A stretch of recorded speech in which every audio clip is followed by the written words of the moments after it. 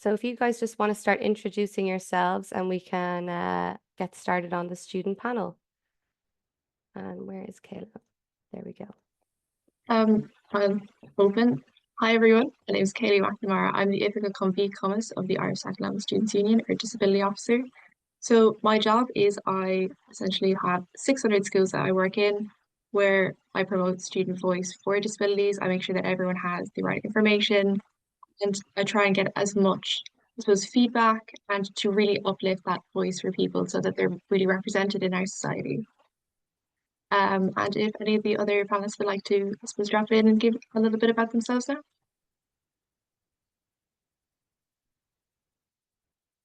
Yeah, I can go next. My name is Kayleigh. I recently finished an apprenticeship in software development, which I started 2 years ago. And that's my guess my first proper exposure to education or going back to education since leaving school.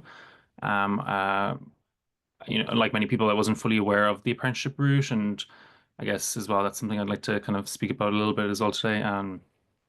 Because it is a really beneficial route for people with disabilities, and it utilizes different skills, skills that not you can't really utilize in a traditional educational setting. But yeah, and I'm excited to be here and thankful for Ed for joining for inviting me.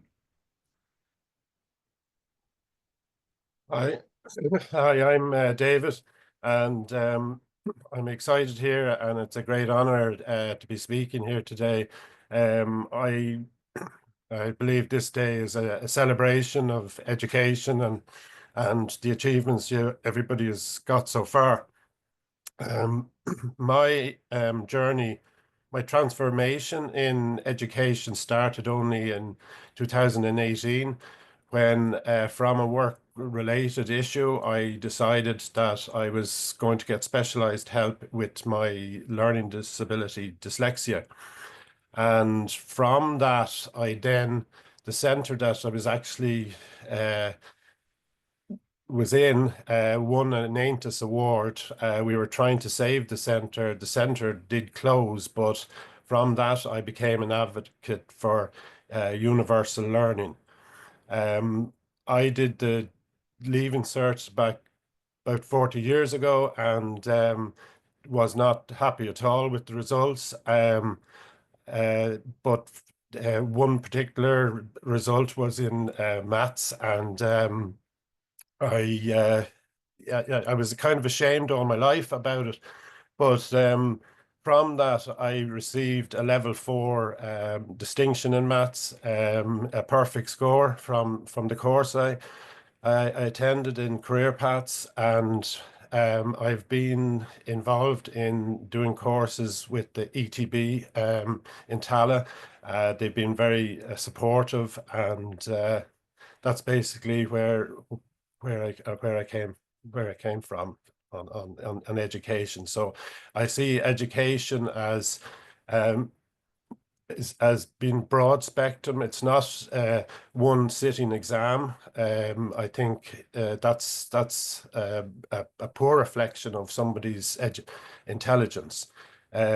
Intelligence is much broader than that, and this is why this is a celebration today. Thank you.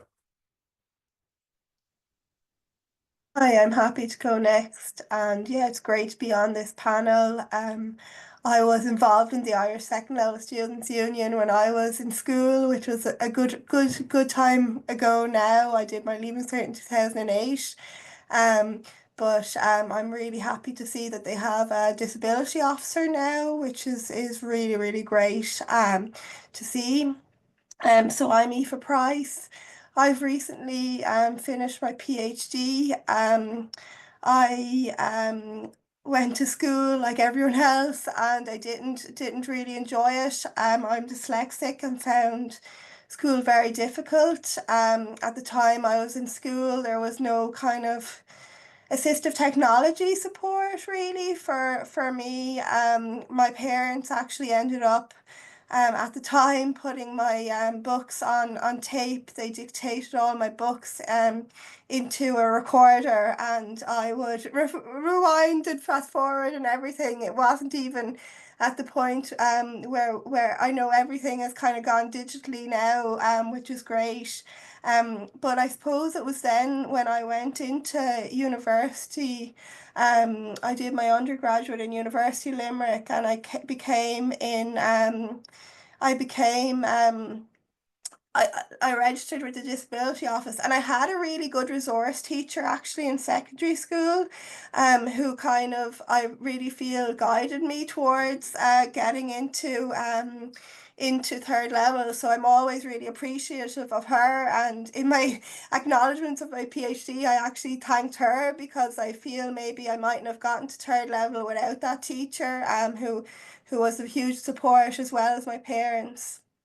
And I suppose, yeah, when I got to university, then this idea of assistive technology came in, and I suppose my parents had started it in a sense with the recorder, but I just feel like it's completely transformed my life, both like on a personal level as well, because it just allows for easy access, and to read anything I want to read.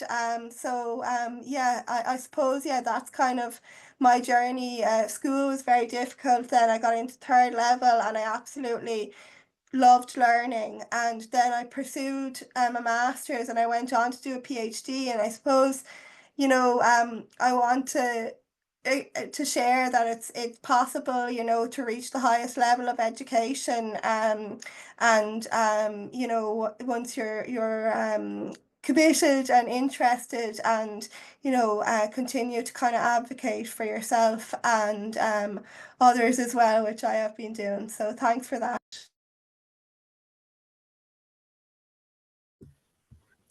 Hi everyone, my name is Luna and my pronouns are they, them.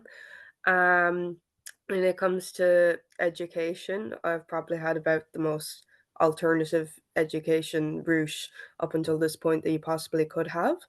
I left secondary school when I was in fifth year because I was really struggling with my mental health, likely because I wasn't diagnosed with autism at the time and I hadn't received any support. I hated secondary school. So I ended up leaving secondary school and going to an alternative program called Youth Reach and doing a level 4, which I found really great.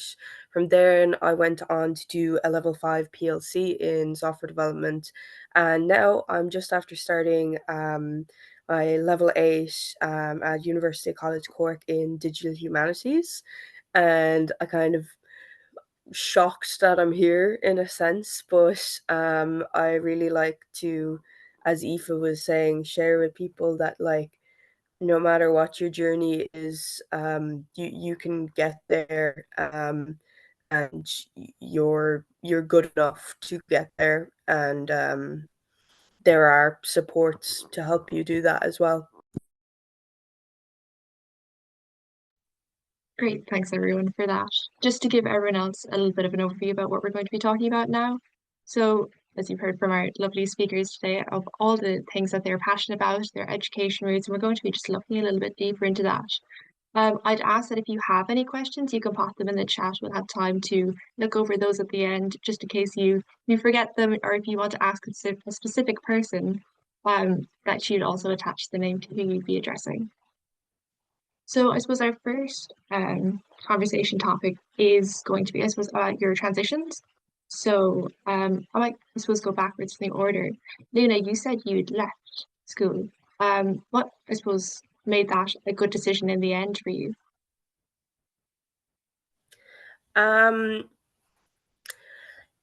I found once I was out of that typical environment where everything was so regimented, and there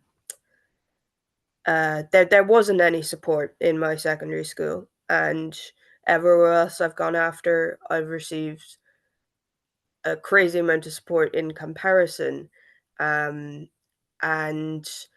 I feel like secondary school just isn't a very nice place, especially for for all disabled people, but especially for neurodivergent people. And for me, I think it was the best choice I'd ever made.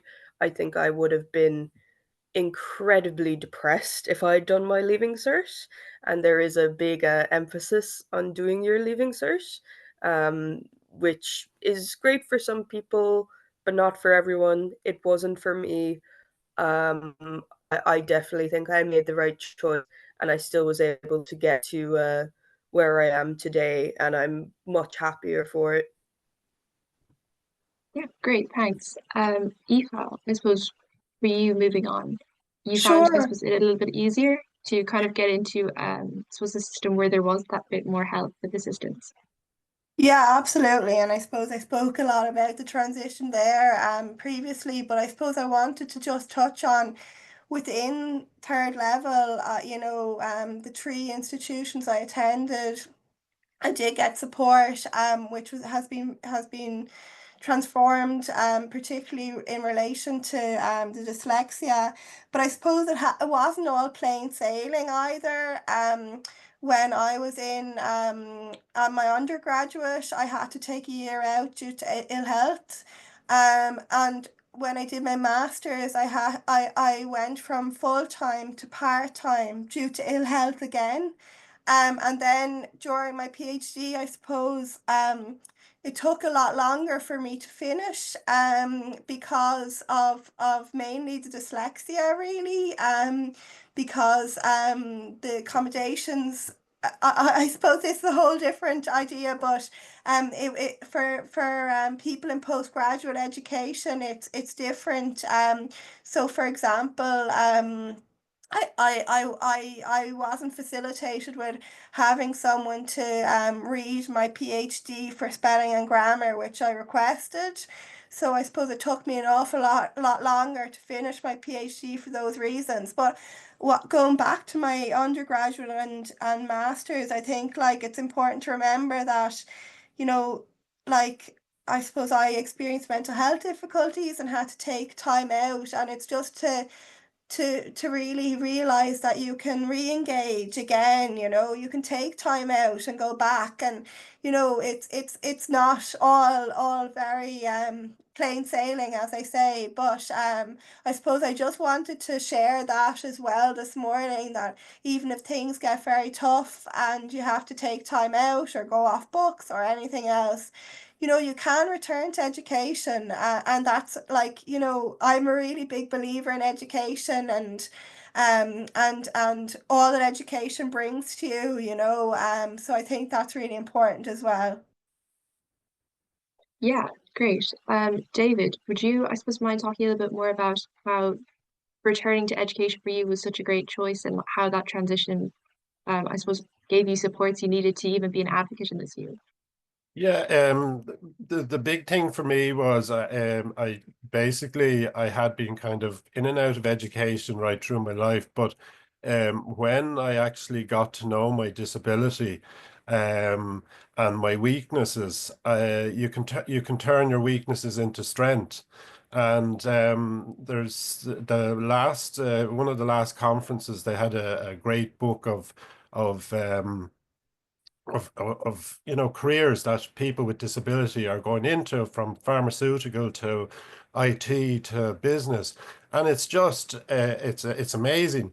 The country actually needs us, because you see the way the world is governed, and we can come up with better solutions. We have different intelligence, and if we're given the chance. One of the things that I came across, and I wouldn't have even known really anything about disability rights, is to actually know your rights, and then you can actually move forward, and also to know how to navigate the system, because the system up to this is very difficult to try and find what you need. So the important thing that I found was, or I learned, was that now I know my weaknesses. I don't try to compete with a neurotypical person, because they have a skill that just outshines against my skills. But I have skills that outshine their skills. So the important thing is to know your weaknesses and then to find your abilities, because that's what it is about, is finding your abilities and progressing through the higher education system, or the adult education system, and then good things will happen. Yeah, great. Thank you. Kayleigh, would you like to talk a little bit about why this was an apprenticeship was so much better for you and you found that system a lot more suited to you? Yeah, so I think my journey back to education kind of happened by chance because of COVID. I found myself like unemployed, and I guess from leaving school, I lacked a lot of confidence. I was I was undiagnosed until about 25 with ADHD, and I think throughout school I was always, marked as someone maybe who's just inattentive or maybe uninterested or unmotivated. And so I think leaving school, it was left a bad imprint, a negative imprint on me. So I think going back to education was something I avoided. I didn't think I was capable of doing it. I didn't, it brought stress and anxiety. So venturing online, starting a course online during COVID was kind of like a nice, I guess, introduction into to college or into education again. And I guess it was after I finished that and I did well and I enjoyed it that I was like, okay, what are the routes available? And it was really at that time, around 2 years ago, 2022 or one or something. There was lots of stuff about apprenticeships, all different kinds of apprenticeships, and the course I did dabbled a little bit in front end development, which is like making the HTML and things like this. So I kind of went in through this kind of route. I guess I think it was Fit. Yeah, Fit is the company that that I got my education with, but I'm not sure if I went in with someone else before that. But anyway, I kind of fell into a software development kind of area there, and then I was allocated to a company, and for like 2 years I did kind of a boot camp of sort, introduction into coding, and then I was put with a company, and for 2 years, then I was kind of learning in a college setting or a classroom setting, and then also kind of applying that in the workplace. But yeah, that was my journey, and it worked well for me, I guess, because I have ADHD, so my attention is like in and out all the time. I definitely need variety in learning. I need and I think that I suppose being in a work setting as well was a nice way to apply these things that I was learning, because I often find, I suppose, things that I learn, if they don't have much use in the moment, they're there temporarily and gone. So I think that it's really beneficial to utilize the skills immediately, because then I muscle memory learn things. But yeah, that's why it was useful for me, and I suppose the journey continues. I'm gaining more confidence, and I'm entertaining the idea of maybe pursuing more education again, but I think the positive reinforcement throughout has been great for me and has kind of instilled a bit of confidence back. Yeah. Yeah, great. I'd like to kind of, I suppose I'm going to ask you all the same one here. Is there any moments that stand out to you, or even now looking back that you finished your apprenticeship, Kayleigh, that be it a good or bad moment, is a moment you're really thankful for to look back on? Well, I was gonna say something small for me, but again, Yeah. I left school like with a pretty low confidence and a bad imprint. I think lots of experiences me, asking for help and meeting frustrated teachers, or scolding me for they just explained this, or like I was the completely wrong exercise I was doing. I often met with a lot of frustration, so I think it was really building myself up to a point where I could ask for help, and I think getting comfortable with it, and I thought that was just such a great thing, because I never had that before. I never felt comfortable asking for help. And in fact, I just internalized all the anxieties and, put that pressure on myself. So I think it was a small feat in terms of, yeah, the confidence and knowing that these help was available and I could ask Fit or my college or even my tutor, and I'd meet no negative response or anything. And so that was like really the small thing, but it was a really momentous thing for me, because that's obviously propelled me to get more confidence and do better than I expected. Yeah, that's absolutely brilliant. And that's, I suppose, especially empowering going forward if you do decide to pursue more education, that you'll always be met with, I suppose, without that frustration. David, would you have, I suppose, I know you talked a little bit about your leaving cert and that being at a point, but have you any other moments that I suppose, again, looking back on, you're really thankful for? Yeah, one of the there's two particular ones. I spoke at the annual QQI their anniversary, and also there was I spoke at a head conference there on disabilities, and um, that I read what I had written for the first time for say 55 years since I was in school, and one comment that was made. So it actually put me off reading in public. And so it was a major thing, and that was just about a year ago, less than a year ago. So I read in front of about people who are academics from universities, uh, people who are in charge of the education system. So that you couldn't get a better honor to do that, and just to try and inspire others that who would be struggling with mental health, because it's part of disability that it's known that there's mental health issues, and these mental health issues aren't often seen because it could be just trying to get an assessment in at the end of just under pressure. But when you do take the big key thing is to ask for help and to know that it's there, and you can achieve anything then. That's it. Yeah, that's great. Thank you. Eva, would you like to go in on this? Sure, I suppose for me, I think that when, like, obviously, I was in school a few years ago, so it might be different now, but I felt sometimes that, like, there was the resource teacher who understood, but then the rest of the teacher maybe didn't, the whole situation.